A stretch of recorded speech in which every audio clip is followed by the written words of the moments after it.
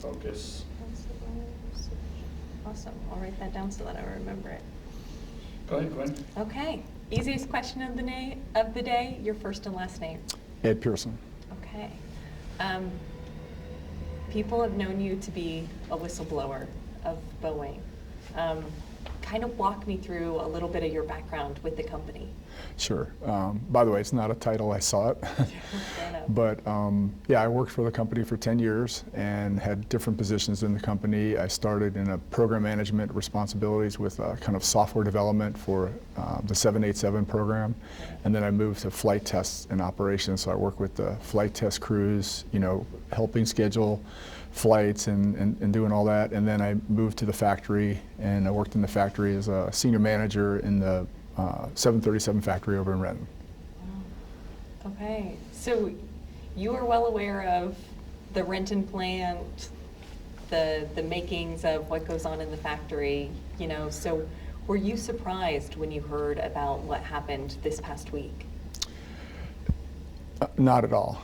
In fact, we're just thankful that it wasn't, a fatality. We've been monitoring. When I say we, there's a group of us that have been working together for several years now, just closely monitoring the MAX. We were actually monitoring the MAX before it went back into service, and we've been very concerned by what we've been seeing in some of the data and some of the reports, issues involving production quality, engineering exemptions that are being requested. So we've been very dialed in and concerned, and we've been trying our best to get the word out to people. We've been working with Congress, working with the FAA, working with anybody that would talk to us, because the public message is everything's fine, the plane's out there, there's billions of dollars being sold, billions of dollars worth of airplanes being sold.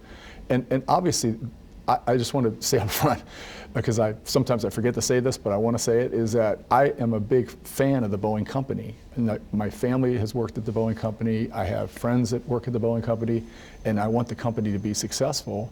And unfortunately, when you see these kinds of things that are happening, and then putting passengers at risk and flight crews at risk, feel obligated to speak up. So that's what we've been trying to do as a team. We have a foundation that we're trying to really raise attention on matters. So I guess it's a long answer, Gwen, but not at all. We weren't surprised at all. Wow. When you talk about how you and others have been monitoring some of these issues, what is really at the heart of the problem? Is it that Boeing is a bad company? Is it, everything's just an assembly line, push it through? Is speed the issue? What do you see as kind of the root of some of this? There's several root causes. And a lot of this obviously goes back to the 2 MAX crashes. And I'd say first and foremost, it's leadership or lack of leadership. The board of directors of the company have a fiduciary responsibility to make sure that the airplanes and the products are safe. The CEO has a responsibility. I saw in the news that he made a big deal about coming to Renton and visiting Renton and being at the site. That's a problem. I mean, when your CEO is, it's a big deal for the CEO to show up. I mean, he should be very familiar. He should be frequently at the site, walking around, talking to the employees, finding out what their issues are, sitting in a corporate office in Arlington, Virginia, and talking to people about the stock. That's not going to get the planes healthy. It's not going to get the company healthy. And unfortunately, the board of directors has also been, completely out. I mean, I don't know what they're doing. And so the people that we talk to are telling us that unfortunately, the factory is in, which is shocking for me to believe, it's in worse shape than it was, before the planes were built to crash. So I know this isn't reassuring to passengers. I mean, it's certainly not, confidence inspiring, but we have to admit these problems exist. Meaning the company has to admit that all these issues are really real. It's not just a blowout at the door, right? That's a visible, obviously scary situation. But we've noticed a lot of issues with the planes. I mean, we have had flight management computers repeatedly failing. We've seen stab trim motor failures. I know some of this doesn't may not make sense, but these are flight-related safety systems, and these are new airplanes. And if anybody wants to kind of judge for themselves, we have the FAA has a very fancy database, but it's really hard to figured out how to use it even if you're an aviation person, because of nomenclature and stuff. Yeah, but anyhow, we figured out a way to take their data and select reports and put it into a more user-friendly view. So people can look at it under our incident reports tab, and you can read for yourself and just go down and look at these incidents. We did a report in September. We looked at an analysis of all these reports, and it just so happened that Alaska Airlines, which is actually the airline of my choice, has been my favorite airline, has had a boatload, large numbers of reports. And when you look at the hours and how many hours the plane is, they're brand new planes. They should not be having those kinds of problems.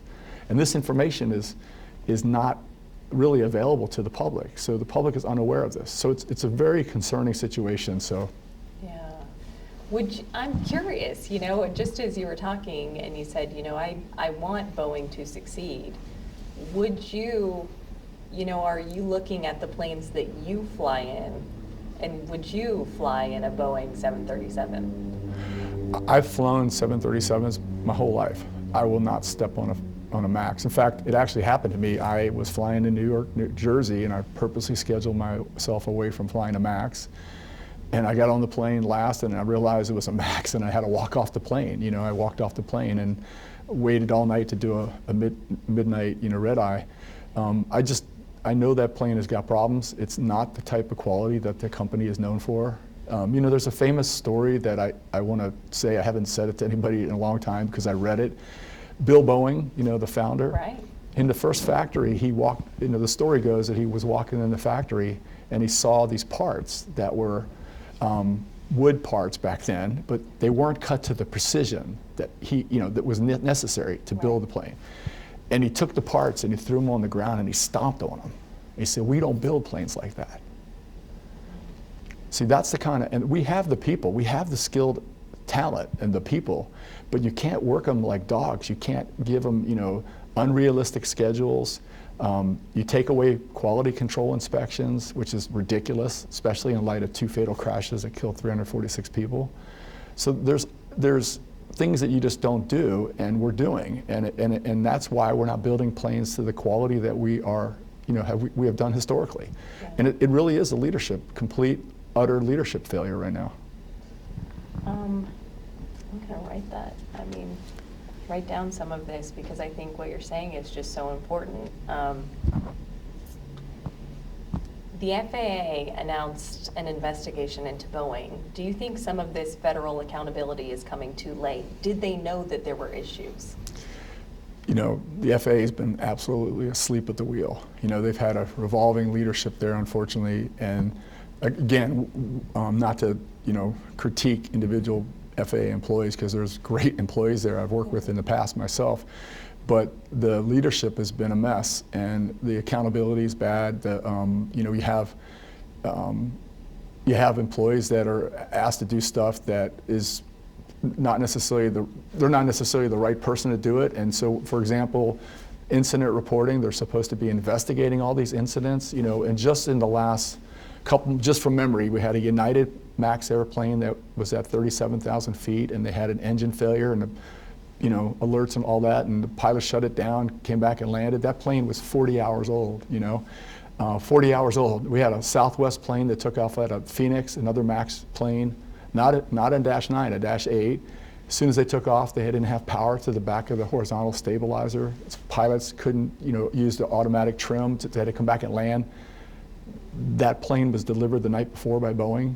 This is not quality control. Alaska plane descending through 12,000 feet and had icing conditions, and the wing anti-icing system wouldn't work. And if anybody wants to draw, go back and look for yourself and decide, I urge you to go just check it out and look at that report site, and just, you can scroll down and read them. And these things should not be happening to new airplanes.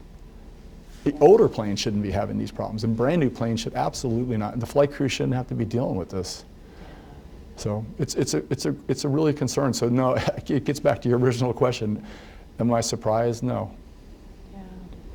Yeah. I'm curious about, did Alaska know that there were issues with these planes before they bought them? Or was it something where they bought this plane, I guess, at the end of October, the one from last week, and then, oh my goodness? Or do you think there is some lack of accountability within airlines? Airlines are a huge part of the problem, right? They want new planes, understandably. They want to travel. There's a huge demand, and there's money to be made. But Alaska Airlines has had issues with these planes. I don't know the exact issues, the pressurization. Supposedly there were some write-ups about that. But I wrote to the CEO of Alaska back in April when I was on the Flyers Rights. I was a board member, and we were concerned about it. And we sent a direct letter. I sent a direct letter to the CEO. We've actually talked to Congress. We've talked to the FAA. So the airline has a responsibility. You can't say that safety is your top priority, and you keep flying a plane that has problems. And this is something we've noticed in the data. So you'll have a malfunction that will occur, and then supposedly it gets troubleshooted and they fix it. But then it'll recur again a week later, and then another time 2 weeks later. And so you're going, what is going on here? Why is this chronically happening? So the airlines have to take a responsibility, and they should be demanding. They should absolutely be saying, Boeing, this is not right. You need to help us fix this. This is really important. If I had to say, you just made me think about this. Yeah. Alaska Airlines is the closest airline in the world, geographically, to the home of the 737 program. It's 20 minutes down 405. If that airline is having these kinds of problems, what is happening overseas? Most of these airplanes, 800 plus of these planes, are actually overseas. We have no visibility into those airlines and what's happening on those planes, because they're not required to provide any reporting to the FAA. So you got to ask yourself, all these planes are built, and it's not like Alaska planes are built in a bundle and they all go out the door at the same time, right? I mean, if you go in this factory, there's a Southwest plane, there's an American plane, there's a China Southern plane. Yeah. They're all mixed up. So you have a problem, and it becomes, it escalates. I know this is not, I know I could see in your face that it's disconcerting, but these are fixable problems. They're absolutely fixable if you admit them. And that's the problem, they're not admitting them. So that's the thing. So the other day when the CEO, the Dave Calhoun of Boeing, he did kind of a safety webcast to people, and he said that safety is our top priority, and also transparency is number one for us. Do you believe that's true? I believe that to individual employees at the Boeing company, that they live that. I believe most employees really do believe that and live it. It's really kind of disconcerting when you think that they make a big deal of the CEO coming and visiting the Renton factory, right? Like, he's coming down to talk to us about safety. That should be a routine. It should be normal. He should be there all the time. He should go from all the factories and spend time with people on the floor. The fact they're making a big deal of it, that should be a pretty good warning flag that there's a problem there. The CEO is out of touch. He's has no really understanding. I see emails, we get emails, we have a podcast, we get constantly emails from employees that are frustrated. And again, I keep wanting to come back. These problems are solvable. I'm not saying the MAX is solvable. I would probably not build that plane anymore if it was up to me. But these problems as a company are solvable. They're leadership issues, and they got to admit them. And again, you can't fix a problem if you don't admit it. And so all the talk, all the safety talk, and you hear this comment all the time. The airplanes have flown millions of miles safely, have had dispatch reliability of 98%. All true. But those million-mile statistics, they mean nothing when it comes to the individual quality of individual airplanes, right? It doesn't speak to the quality of individual planes, and it's never prevented a crash. And sadly, the 2 MAX planes that crashed had 100% dispatch reliability on the days that these planes crashed. So those statistics are old, worn out, and are not helpful at all to passengers. Yeah. Let's talk about some positives. You said I'm ready to talk positive. Yeah, you said that In your head, there are some solutions that Boeing and the airlines could have. So what are some of those that you could kind of walk me through? I'll just say these are not just all mine. So these are ideas Fair that enough. other people fed me. And I don't want to I will plagiarize them, but first and foremost, you have to admit that you are having these mistakes, and it's way bigger than this door issue. This is just a symptom of a much larger issue of quality control. You have to admit that you have a problem. You have to recognize that everybody's a leader, not just the CEO, right? So that mechanic who's a new mechanic who maybe he or she has got a problem and they need to speak up and they need to feel comfortable speaking up because what they're doing is really important. Having that courage and fortitude to speak up, even when there's a lot of pressure to get the job done, just get it done, move it down the line. And the leadership at all levels need to support that environment. Training is huge. I came out of the military and we would take, young people and we'd put them in a 3-6 month training period, and they would come out and they would go to in my case, they would go to a squadron, and then they would that was the beginning of their training, we would say. Yeah. You're really now going to learn. And so we invested a lot in training of people. And right now, I think our typical employees will come in and they get like 8 weeks of training, and then they're put on the line. And if everything's going well and they're rested and the quality control is good and they have their parts and they have the support of supervision and they're not pressured, they do amazing work. But you take a person and you put them in that pressure cooker and you say, Gwen, you got to get me your report. You got 30 minutes to get it done, and I don't want to hear excuses, right? People stop talking. And we saw that. We saw that before the crashes. I saw that. That's what I testified to Congress. So there are solutions, but the biggest solution is I think the shareholders of the company need to demand new leadership. The CEO needs to go. He's had plenty of time, 10 plus years, lots of broken promises. Same thing with the board of directors, I hate to say it. They need new leadership and they need to start from scratch. Yeah. I am curious about the impact that you see this having, because last go around, and I was overseas at the time, so I covered in 2018 and 2019. And I know that they were out of commission, they were grounded for about 2 years. What do you see this impact now being? Do you see it being weeks, months? Will it impact summer travel? I guess I would say that, that's a great question, but I guess I would say that we should start with the people that lost their lives, right? 346 people died, preventable crashes. Did we learn our lessons? And I'd say we didn't. We're very close to having another tragedy like that. So I would say they need to stop, do things right. Better to get 10 planes out the door that are built perfectly than 30 that are built, we think they're good, right? It's quality. I use an example of you go to I'm an old car buff, right? You go to an old car show and you go to the old car and you see this car that's 100 years old and the condition is incredible, right? Like that's better than my new car. Yeah. And you're like, how do they do that? How do they maintain it? It's quality, it's workmanship, it's what Boeing company's been known for.